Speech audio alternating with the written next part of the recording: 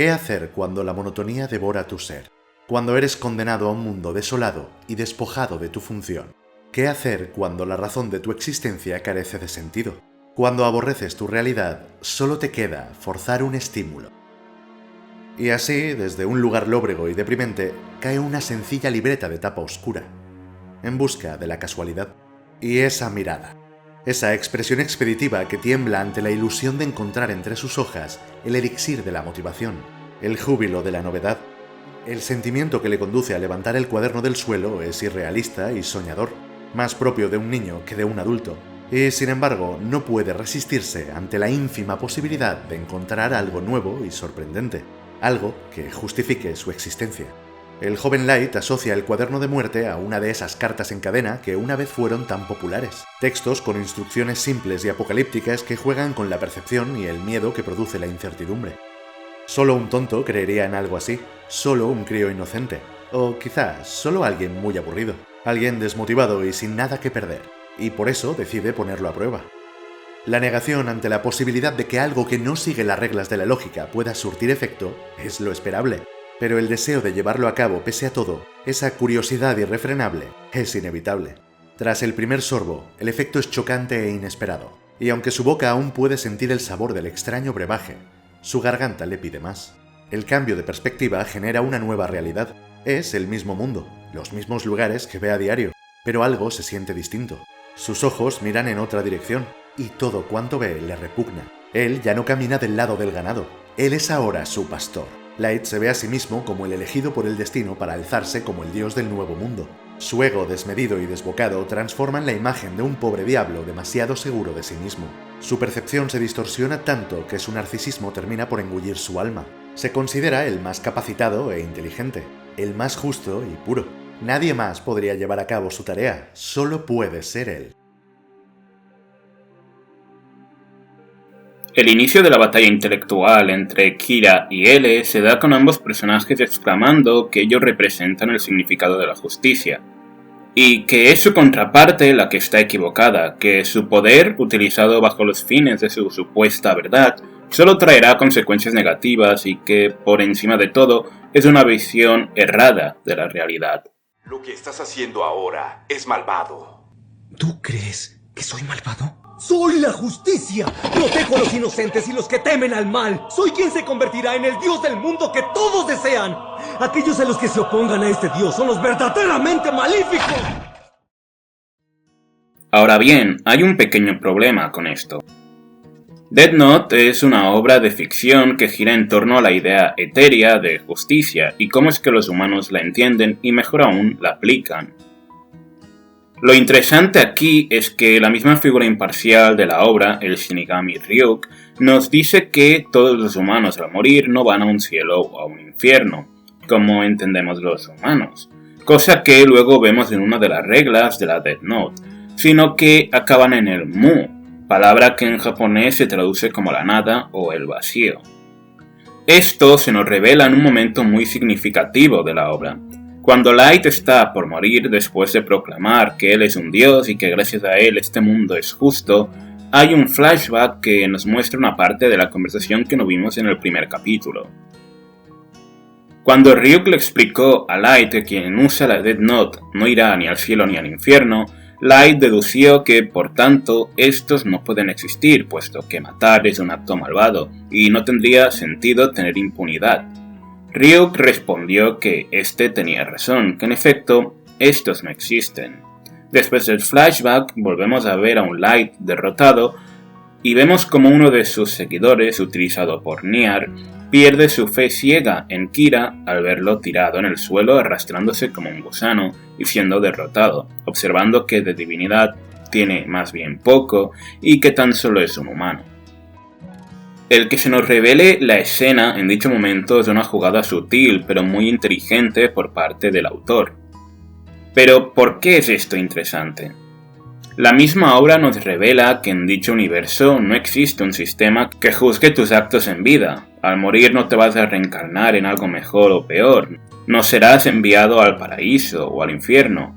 El hecho de que la obra no decante la balanza hacia ningún lado no se debe a una imparcialidad hacia el lector o al espectador, sino a una falta de necesidad, pues en esencia nadie tiene razón. Es cierto que dicha revelación no cambia los eventos sucedidos anteriormente, o el desarrollo de la trama, o la percepción de gran parte de los lectores o espectadores, pero, a mi parecer, sí que cambia el significado de lo que defienden los personajes y sus ideas.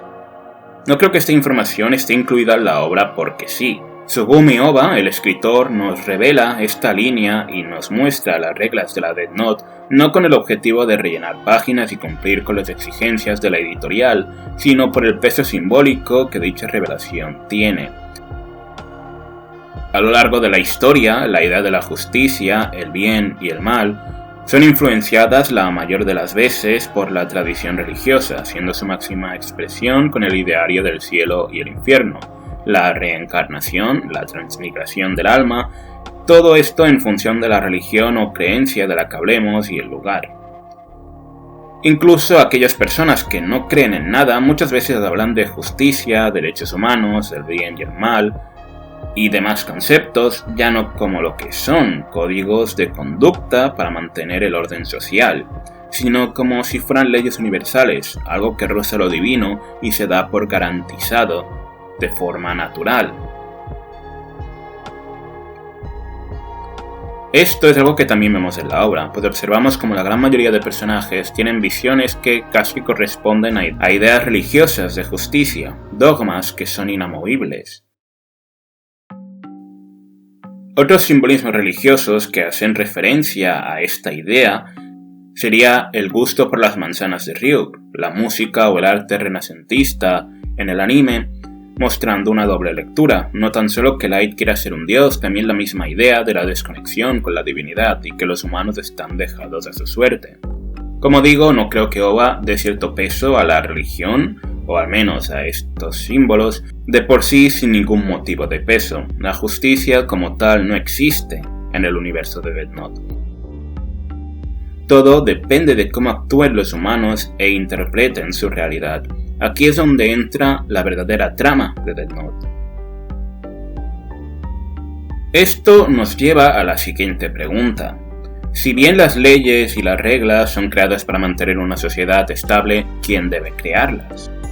¿Quién puede decir realmente qué es justicia y, más importante aún, cómo se debe aplicar? Y en todo caso, ¿esta justicia realmente es acorde con la sociedad actual y sus necesidades? Para muchos, Death Note es una versión moderna del cuento socrático del anillo de Giges. En él, un hombre encuentra un anillo que le vuelve invisible, por lo que tiene vía libre para romper las leyes, pues nadie le ve, por tanto, lo que haga no tendrá consecuencias. Esto es en sí algo muy humano. El corromperse cuando se tiene poder o impunidad y total seguridad de que absolutamente todo lo que hagas no tendrá ninguna consecuencia. Ya en el primer capítulo de la obra vemos esto a través del planteamiento de Light sobre cómo una persona en público ocultaría lo que piensa sobre un crimen y el castigo que merece y tan solo diría lo que es socialmente aceptable o, en todo caso, diría lo aprendido, aunque nunca se haya puesto en esa situación de forma real y sepa sus verdaderos pensamientos sobre eso. Más tarde, en la serie se muestran situaciones similares, por ejemplo, cuando L y los detectives tienen una Death Note en su poder y todos, excepto L, se rehúsan a utilizarla. Lo irónico de la situación es que no quieren utilizarla con un condenado a muerte, al que le quedan un par de días. Se niegan porque acabar con una vida está mal, a pesar de que ellos mantienen un sistema en el que se condena a muerte a la gente.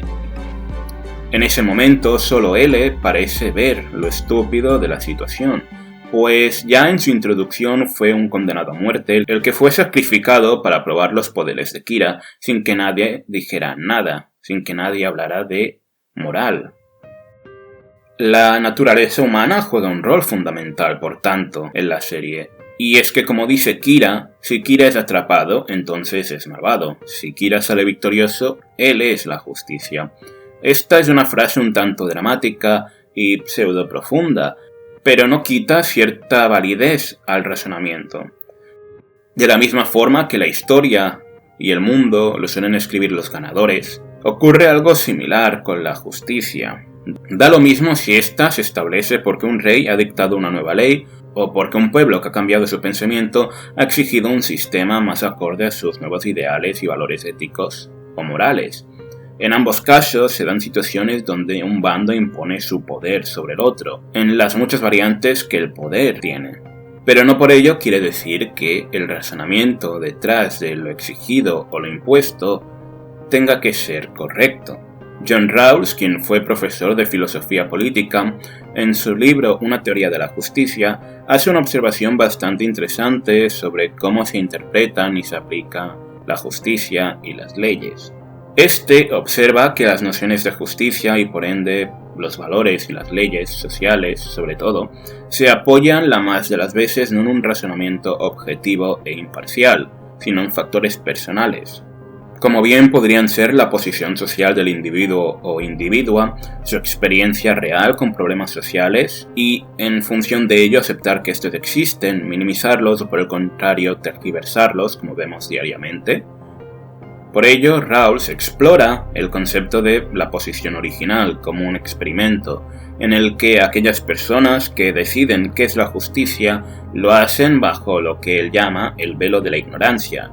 Es decir, que dichas personas en ese momento no saben cuál es su género, orientación sexual, su color de piel, estatus social, su belleza y todas esas cosas que tergiversan nuestra visión del mundo, debido a que normalmente se decide en función del beneficio personal. Esta sería la forma más acertada de proponer una justicia muchísimo más justa, según Rawls. En Death Note tenemos algo similar a lo que ocurre en el mundo real, las segundas intenciones o motivaciones que no son las que dicen ser.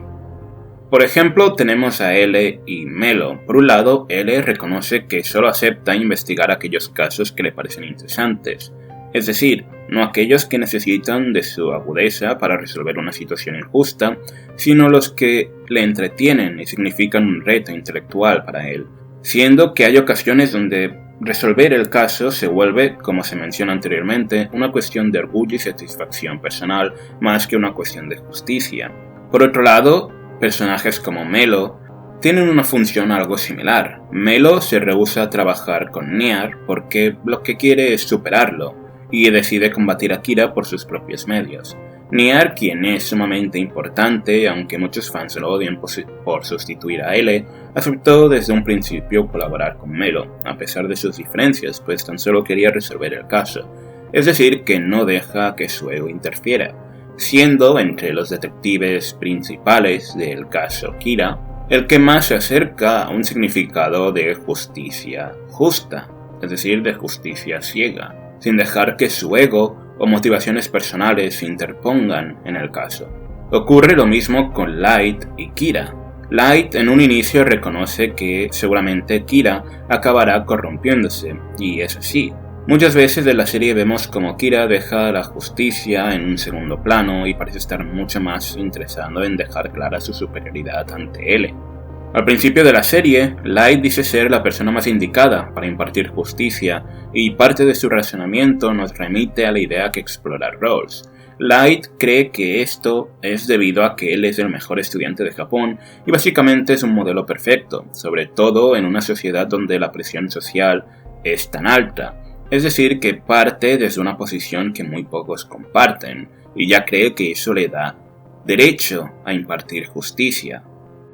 Los rasgos de Light Yagami conforman el arquetipo de perfección que va asociado a su cultura, a su pequeño mundo llamado Japón. Cuando nos detenemos a observar la imagen completa, lo que nos encontramos es bastante diferente a la percepción que el personaje tiene de sí mismo. Light es un adolescente lleno de ego. Su juventud se mezcla con la aceptación desbordante que recibe de los demás. Light es brillante porque entiende lo que lo rodea y sabe sacar provecho de cada situación.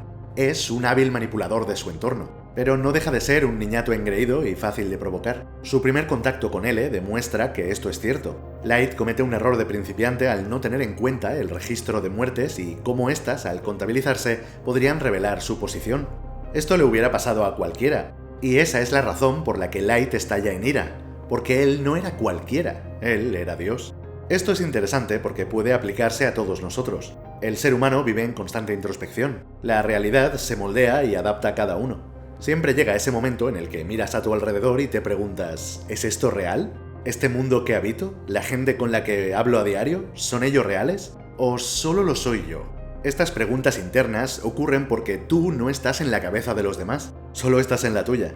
Eso es lo único que puedes asegurar. Y por tanto, aquel al que más quieres o aquel al que más odias también suele ser tú. Esto nos hace proyectar una especie de avatar que funciona acorde con la persona que queremos y podemos ser. Pero es una fachada, no es real. Solo tú crees que lo es. Son pretensiones. A menudo, aquellos que se creen muy inteligentes son precisamente los más necios e ignorantes. Y lo mismo aplica a todo lo demás. Light ama lo que ve en el espejo, adora su propia voz, rinde culto a su intelecto. El personaje es la perfecta representación del narcisismo. El mundo le resulta tedioso porque este es demasiado simple para él. Eso es lo que el personaje se repite una y otra vez. Es una pose. Light es un poser de manual. Pero Light eres tú, soy yo, es cualquier persona con la suerte o desdicha de toparse con la Death Note. Todos pensaríamos que estamos capacitados para tomar la vida de otros en pos del bien mayor. Y todos, sin excepción, acabaríamos quitando vidas inocentes. La palabra justicia incurre en una falacia porque todo el mundo tiene la suya. La justicia no es más que un ideal, no es nada tangible o demostrable, es subjetiva e irreal, pues se amolda únicamente a los deseos egoístas de los que la esgrimen con orgullo. ¿Quién puede discernir o decidir qué es justo y qué no? En el capítulo final, nuestro filósofo favorito, Matsuda, no deja de hacer preguntas sobre qué significaba Akira, quién tenía razón finalmente y lo más importante, cómo es que los otros detectives saben que lo que hicieron fue correcto, cómo es que están tan seguros. La respuesta del otro agente, aunque muy simple, nos dice mucho. Si no hubiéramos matado a Akira, nosotros estaríamos muertos ahora.